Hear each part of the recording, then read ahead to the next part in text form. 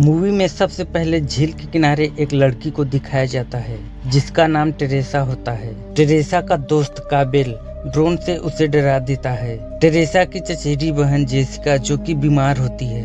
Teresa उसे देखने जाती है केबिन में। जेसिका सो रही होती है। अचानक जेसिका बिस्तर से नीचे गिर जाती है।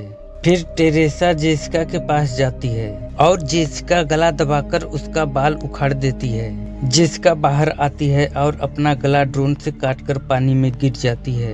काबिल पानी में कूदता है जेसिका को बचाने के लिए, लेकिन जेसिका काबिल को मार देती है और उसका सिर उखाड़कर फेंक देती है और खुद झील के ऊपर उड़ने लगती है। अब एक दिन पहले गिटार टेक्नीशियन बेथ यह जानकर हैरान हो जाती है कि वह गर्भवती है और वह अपने बहन एली से मिलने जाती है, जहां एक टैटू कलाकार किशोर डैनी और ब्रिजेट बच्ची कैसी की मां एली, जो कि एक लॉज अपार्टमेंट परिसर में रहते हैं। एली डैनी से कहती है कि बाहर जाकर पिज्जा ले आओ। डैनी, ब्रिजेट और कैसी पिज्जा और कोल्ड ड्रिंक लेकर पार्किंग स्थल में पहुंचते ही हैं, तभी भूकंप का झटका आ जाता है। भूकंप के कारण पार्किंग के नीचे एक छिपा हुआ रूम का पता चलता है। डैनी इसका पता लगाने के लिए इस रूम के अंदर जाता है और उसे वहां 1923 के 3 फोनोग्राफ रिकॉर्डर और एक अजीब किताब मिलती है, जिसे वह अपने कमरे में ले गया और पुस्तक को खोलने की कोशिश करता है और पुस्तक नहीं खुलता है। डैनी का खून पाने से पुस्तक खुल जाता है। पहली रिकॉर्डर ने पुस्तक पर शोध करने के लिए एक काला जादू करने वाले को प्रयासों को रोक दिया, जो कि नेचू रोम डेमेंडो के 3 खंडों में से एक था। मगर दूसरे रिकॉर्डर से पता चलता है कि काला जादू करने वाले ने गुप्त रूप से अपना शोध जारी रखा और एक मंत्र पढ़ता है। वह जैसे जैसे मंत्र पढ़ता है वैसे वैसे एक शैतानी शक्ति का उजागर होता है और एली के शरीर पर कब्जा कर लेता है। एली अचेत अवस्था में अपार्टमेंट में लौटती है, अपने परिवार को धमकी देती है और बेथ से अपने बच्चों की रक्षा करने की गुहार लगाती है, फिर मर जाती है। बेथ और एली पड़ोसी उसके शयन कक्ष में आराम करने और बाहर निकलने में मदद करते हैं। उन्हें पता चलता है कि सीढ़ियां ढह गई हैं, लिफ्ट क्षतिग्रस्त हो गई हैं। एली फिर से जिंदा हो जाती है और अपने परिवार पर हमला करती है। एली बेथ को घायल कर देती है और ब्रिजेट को मारने वाली ही होती है, तभी डैनी आकर ब्रिजेट को बचा लेती है। एली पड़ोसियों पर हमला करके उसका आंख निकालकर मुंह में डाल देती है। बेथ घर का मेन गेट बंद कर देती है। एली बाहर रह जाती है और सभी पड़ोसियों को मार देती है। डैनी बेथ को फोनो रिकॉर्डर और बुक के बारे में बताता है।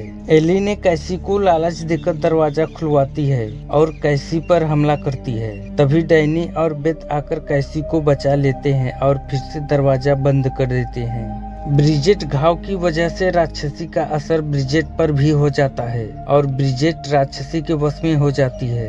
ब्रिजेट बेथ पर हमला करती है और डैनी का पीछा करते हुए कैसी पर भी हमला करती है। अनजाने में टूटे हुए झाड़ू के हैंडल से उसके मुंह में घुस जाता है और ब्रिजेट मर जाती है।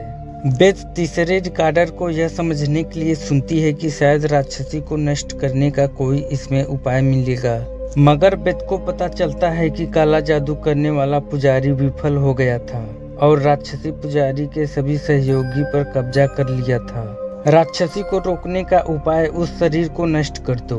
ब्रिजेट फिर से जिंदा हो जाती है और डैनी पर घातक रूप से चाकू मार देती है। डैनी अपने बचाव में ब्रिजेट को आग लगा देता है और ब्रिजेट मर जाती है। एली खिड़की का उपयोग करके घर में घुस जाती है।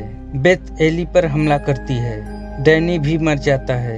एली बेथ पर हमला करती है और एली को यह एहसास होता है कि बेथ गर्भवती है। एली बेथ के गर्भ को चीरने वाली ही होती है, तभी कैसी बेथ की मदद करती है और बेथ एली के मुंह में कैंची से हमला करती है। डैनी और पड़ोसियों के लाश राक्षसी के वश में हो जाती है। बेथ और कैसी पर हमला करते हैं। एली, ब्रिजेट और डैनी एक बहुअंग वाले प्राणी में बदल जाते हैं। सब मिलकर एक राक्षसी बन जाते हैं। बेथ और कैसी क्षतिग्रस्त लिफ्ट में शरण लेते हैं और दोनों पर हमला करने के लिए लिफ्ट के ऊपर चढ़ जाते हैं। लिफ्ट खून से भर जाती है। संयुक्त भार के कारण लिफ्ट भूतल पे गिर जाती है, जिससे कैसी और बेथ पार्किंग स्थल में चले जाते हैं और कार में बैठते हैं भागने के लिए, लेकिन कार फंस जाती है। तब तक राक्षसी भी आ जाती है। ऑटोमेटिक गेट बंद हो रहा होता है कि दोनों पार होने के लिए दौड़ते हैं। बेथ पार हो जाती है, कैसी को राक्षसी पकड़ लेती है और राक्षसी जंजीर से कैसी का सिर काटने का प्रयास करती है, लेकिन बेथ वापस आ जाती है और उसका ध्यान भटका देती है। बेथ राक्षसी को चारे के मशीन में डालकर काट देती है। बेथ और कैसी एक साथ इमारत से भाग जाते हैं। अगली सुबह जेसिका अपने छुट्टियों के लिए निकलने के लिए पार्किंग स्थल पर जाती है, जहां उसमें राक्षसी समा जाती है।